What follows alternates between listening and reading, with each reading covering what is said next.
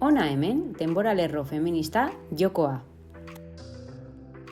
Baina zer da denbora lerro feminista jokoa? Has gaitezen hasieratik. Emakumeek historian izan duten papera ikusezina izan da mendeetan zehar. Zenbat emakume agertzen dira testu liburuetan? Zeintzuk ikasten dira unibertsitatean? Ez altzuten ekarpen garrantzitsurik egin? Zergatik ez daude historiaren irudikapen kolektiboan? Historiaren zati bat ez delako kontatu. Historia gizonek idatzi eta kontatu dute batik bat. Mendeetan zehar emakumeak diskriminatuak, baztertuak eta ikusezinak izan dira. Ez bakarrik termino politiko, sozial eta ekonomikoei dagokionez.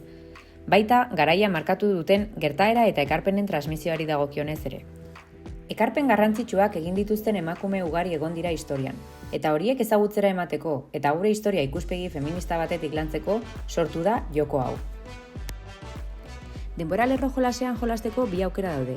Alde batetik, denbora lerro jolasaren aplikazioa eskuragarri dago, eta bestetik, fisikoki kartekin jolastea gustuko baduzue, ez larritu, kartak inprimatu eta jolasteko aukera izango baituzue. Aplikazioan jolasteko denboralerrofeminista.app helbidean sartu behar zarete. Bertan, jolasa, argibideak, unitate didaktikoa eta inprimatzeko kartak topatuko dituzue. Denbora lerro feministan jolastea oso erraza da. Jolasten hasteko 5 pantaila ezberdin agertuko dira, eta bat aukeratu beharko dugu. Pantaila bakoitzean, karta ezberdinak azalduko dira.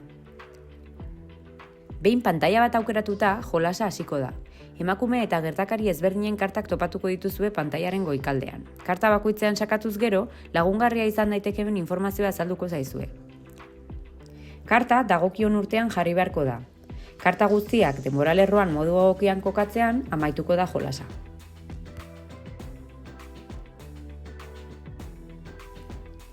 Modu fisikoan jolasteko aplikaziotik kartak deskargatu eta inprimatu beharko dituzue. Behin kartak inprimatu ditugula, kontutan hartu behar dugu kartek bi alde dituztela. Alde batean informazioa topatuko dugu eta beste aldean informazioa eta urtea. Jolasten hasteko taldekide bakoitzak 5 karta hartu beharko ditu, eta denak buruz gora jarriko dira. Alegia, urtea azaltzen den aldea beheruntz egon beharko da. Mahaian karta bat jarriko da buruz gora, eta hori izango da eredu gisa erabiliko den urtea, gainontzeko karta jartzeko. Lehenengo jokalariak mahaian dagoen kartaren urtea kontutan harturik, aukeratu duen karta kokatu beharko du, aurretik edo atzetik. Ondo kokatuz gero, hurrengo jokalariari tokatuko zaio.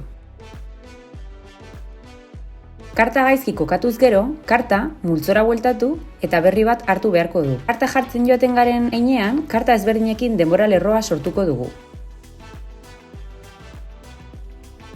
Kartarik gabe gelditzen den lehenak irabaziko du partida.